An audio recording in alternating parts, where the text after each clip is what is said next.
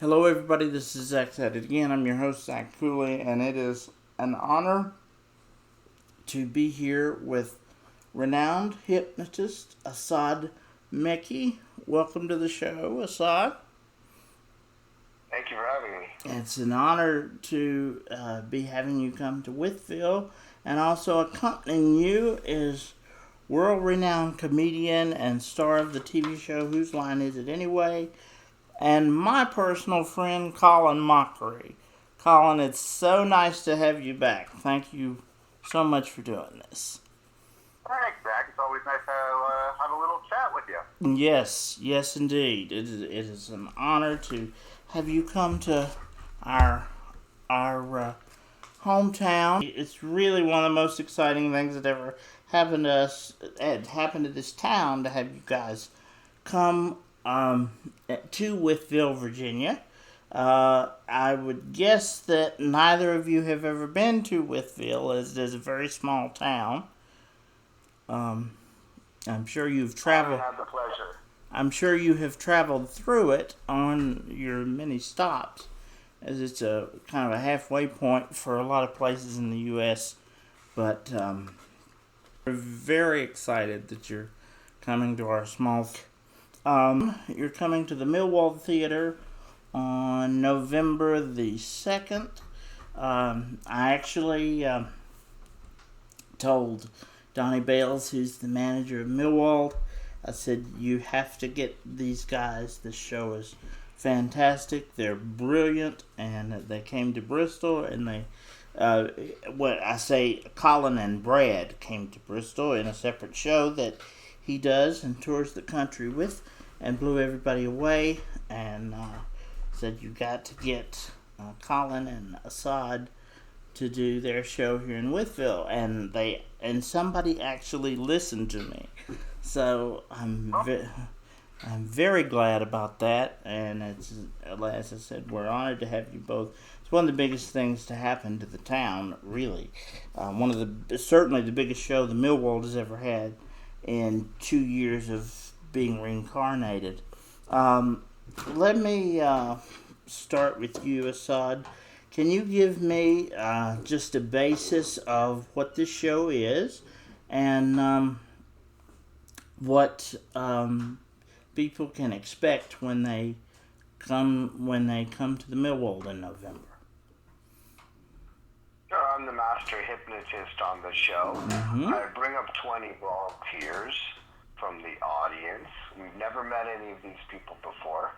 They're just random volunteers from the audience. From those 20 volunteers, I pick the best subjects that are most responsive to the suggestions that I give them. And from there, Colin Mochrie from Whose Line Is It Anyway takes the stage and improvises with the people on stage while they're hypnotized. The show is really funny, Zach. It's fast-paced, it's action-packed, it's hilarious, because who wouldn't want to see the great Colin Mochrie from Whose Line improvising with people on stage he's never met before that are in a hypnotic trance? Right, and he improvises with audience members, and I guess this question maybe should go to you, Colin. You improvise with people who are under hypnosis. How is that different from improvising with people just from the audience, as in your show with Brad? When I do the show with Brad, the audience members are more almost like props. They're there to maybe supply sentences or to make sound effects. With the hypnotized subjects that we have, they become an improv troupe. They are my improv partners. So they're, supplying half the scene, or depending on how many are in a scene. They're for all intents and purposes, for the night, they are fellow improvisers. So, as opposed to having a scene laid out where they have a basic skeleton of something to follow, they're giving you the material to follow through their hypnosis. Is that correct? Yeah, exactly. they're improvising, every once in a while, Asad will throw in sort of a curveball to give them that will take the scene into a different direction or just add a different layer to it. It's just a lot of fun. Great. And coming to a small town like Wytheville, Virginia, that is probably you're used to very big cities, so I'm sure coming to our small town will be rather different for you. Jack, I'll tell you that we love performing in smaller towns because everybody knows everybody. Right. So it's great because the audience really enjoys the show, because oftentimes we have somebody on stage that the audience member knows well, whether it's the mayor or the guy who's at the local Starbucks serving their coffee every morning. They know these faces and they're familiar faces, so they get to see them on stage doing wacky stuff with Colin from Whose Line. It is very funny to watch from the stage, watching the audience's disbelief when they see their friends and family on stage. I get such a kick out of it still. Mm-hmm. Mm-hmm. And for you, Asad, can you tell me a little bit, because I don't know that much about you. Colin and I've had the pleasure of interviewing him several times. For you, I don't know much about you. Can you tell me about like growing up, and how did you decide I'm going to become a professional hypnotist? How did that happen, and what kind of avenues did you have to take to get where you are today? I studied the martial arts for a long time, so meditation and visualization and self-hypnosis, they're all very much interrelated. When I was in my first year of university, one of my best friends went away to Hawaii over spring break. There he was sunburned very badly. He was traveling with his father and his father's friend, who was a dentist. He used hypnosis in his dental practice. So this dentist hypnotized my friend to take away the irritation associated to the sunburn. And I listened to that story in my first year of university, and I was absolutely fascinated. From there, I read everything that I could on hypnosis. I spent most of my time in the psychology section of the library, just kind of devouring everything on hypnosis. From there, I ended up doing therapeutic work, working with people for smoking cessation, weight loss, and stress management, and working with athletes from peak performance. And then moving onwards, I ended up performing, doing shows at university and colleges. From there, expanding out to cruise ships, touring around the world with Carnival Cruise Lines, Celebrity Cruise Lines, Disney, Royal Caribbean. And then I ended up reaching out to Colin through his website, introducing the concept of what is now known as improv under hypnosis, wherein I would hypnotize some volunteers and then Colin would improvise with them while they're hypnotized. And the rest is history, really. We've toured the show since 2016. We've done over 100 cities across North America. From there, we've sat down and done a run off-Broadway in New York City in 2022. From there, we went on to perform at Harrah's Casino in Las Vegas. We did a 6-month run there. We just recently finished a run in Toronto at the CAA Theatre, and we are continuing to tour and evolve the show. And I will tell you, it's a dream come true on my end, because I get a chance to work with a comedy legend and icon like Colin Mochrie. Amen. And so the idea for the show was your idea, and at the time I was studying at the Second City, oftentimes the instructors would say to the students, "Get out of your head, you're too much in your head." And I took that to mean stop consciously constructing the comedy. They wanted a knee-jerk reaction or unconscious comedy, an unconscious reaction. Right.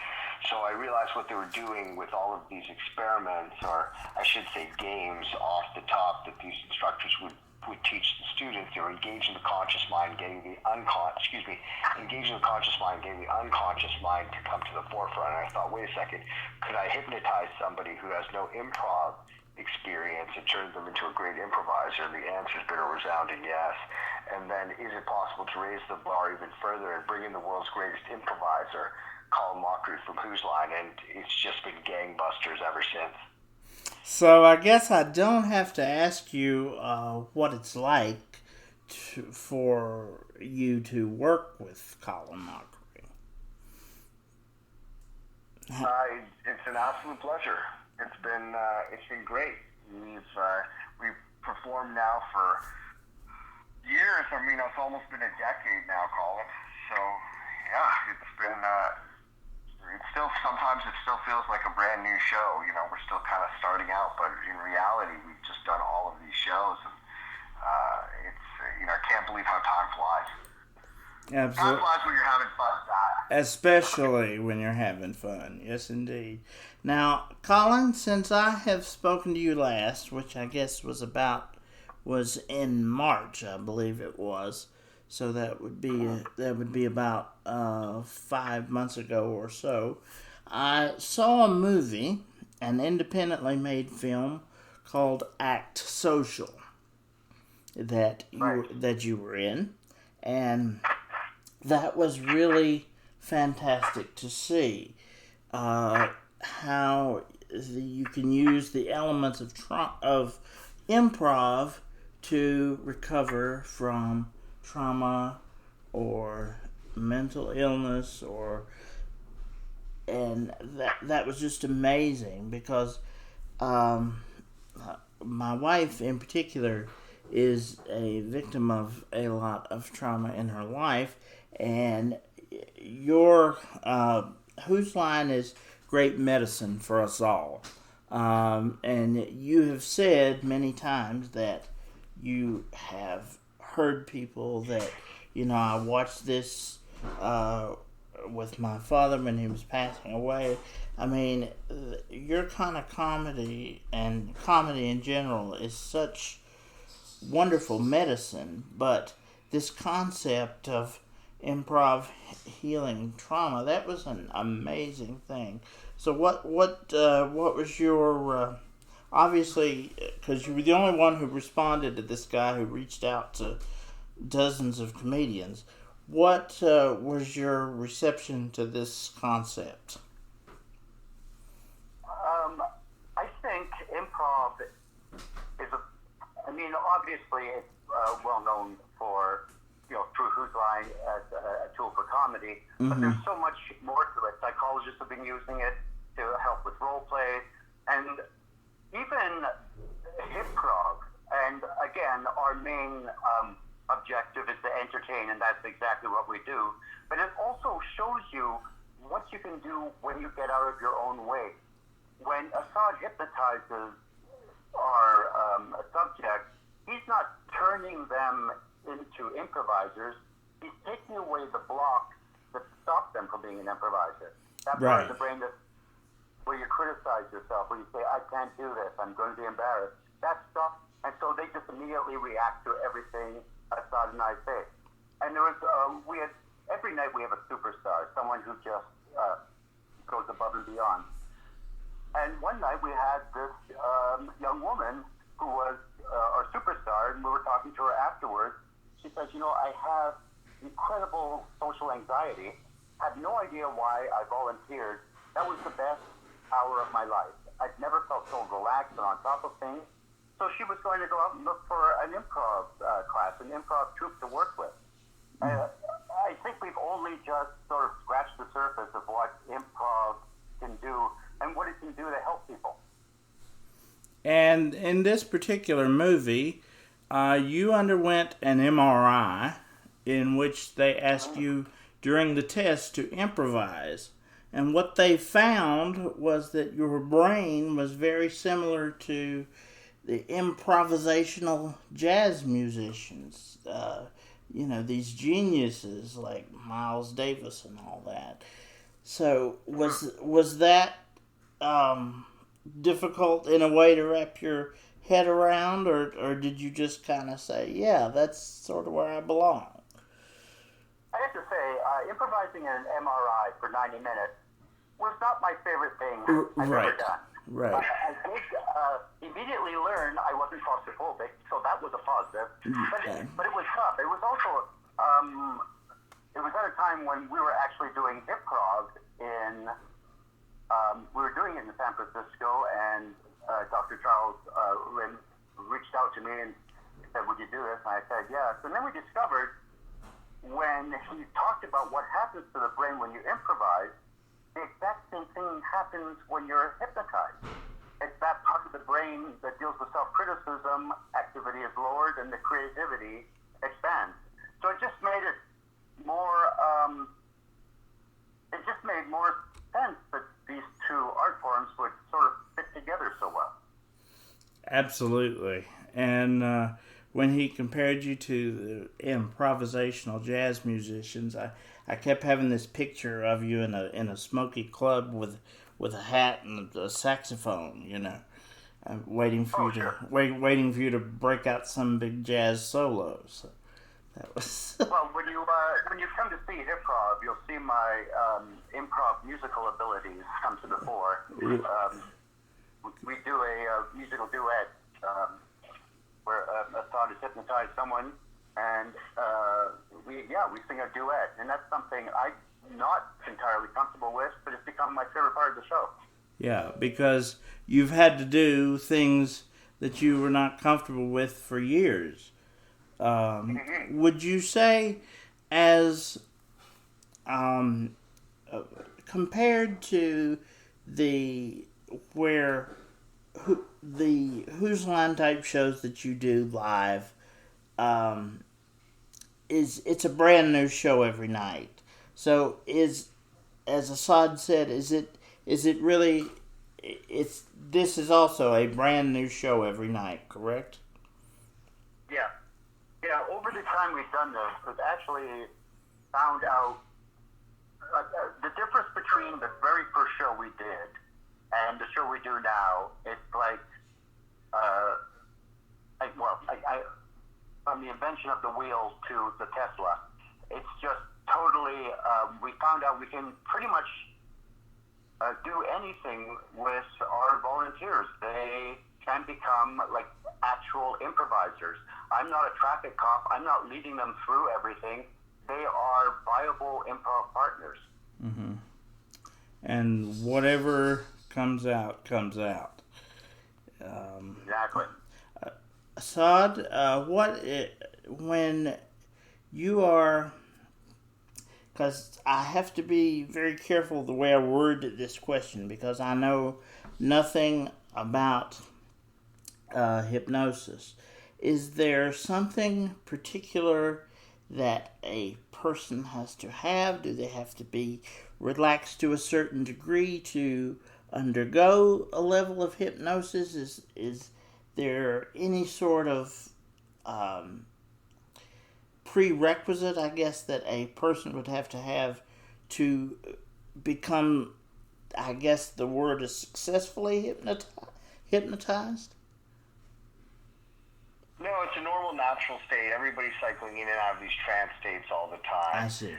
For example, when you watch a movie and you get so caught up in what you're watching that you move to a physiological response. So, for example, you watch a horror movie. Mm-hmm. Your heart starts to pound. Your palms get sweaty. Logically, you know what you're watching on the big screen's not real, but for that moment in time, it feels really real. Mm-hmm. That's a hypnotic trance state. Another example would be when you're driving and you drive work to home every single day, but one particular day you've got to pick something up from the pharmacy, but yet you still drive work to home. So consciously you're off, doing your grocery list in your mind, but then your unconscious mind is driving the car. So you're essentially on autopilot. So this happens, these trance phenomena or hypnotic phenomena happens all the time. And it's very normal and very natural. When you're talking to somebody and you notice that their eyes start to defocus and they kind of look through you, they're not really looking at you, and you think to yourself, wait a second, I don't even think this person's paying attention to me. They're not. They're in a hypnotic trance state. Very good. Thank you. Is there anything else, gentlemen, that I need to cover that you think audiences need to know prior to seeing the show that I have not covered? It's a family-friendly show. To be hypnotized, you have to be 18 or older, but we often have young people in the audience. And it's just basic hilarity for, an hour and a half, 2 hours. Yep. My 10-year-old daughter will be at the show. She's a very big fan, particularly of yours, Colin, as all of my family are. Well, that's very kind of you. And at the very least, after the show, come back and say hi. Don't let me get away without getting a picture with all of you, because my daughter is determined to meet you this time. The first time my wife missed meeting you, and the second time my daughter missed meeting you, Colin. So this time I'm bringing the whole family. Okay. Yes, and we're all big fans. That'll be great. Yes. Zach, make sure that you send a message to Hannah, our publicist, and let her know that you'd like tickets for your family. We're happy to make sure that you're on our complimentary guest list. Well, thank you. Thank you. They've already made me purchase tickets, so I've already bought tickets. Oh no. Zach. Well, thank you for your support, Zach. We're definitely going to meet up with you. But no, it's not a problem. I want to see the show sold out. So, but I will be there. I'll be in the front row and cannot wait to meet you, Asad, and to see you again, Colin. Absolutely. It's going to be a fantastic show.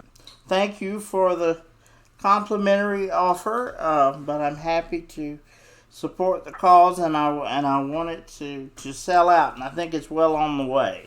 So, wish you guys the best.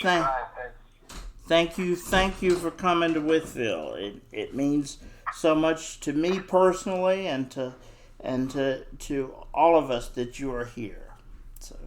Oh, well, thank you for forcing them to bring us there. No, it's the first time they ever listened to me, so hopefully it will work out well for everybody. I'm sure it will. All right, well, thank you both very much. Thank you, Asad. Thank you very much, Zach. Have a great one. Pleasure talking to both of you. We'll see you in November. Excellent. All right. Bye. Bye-bye.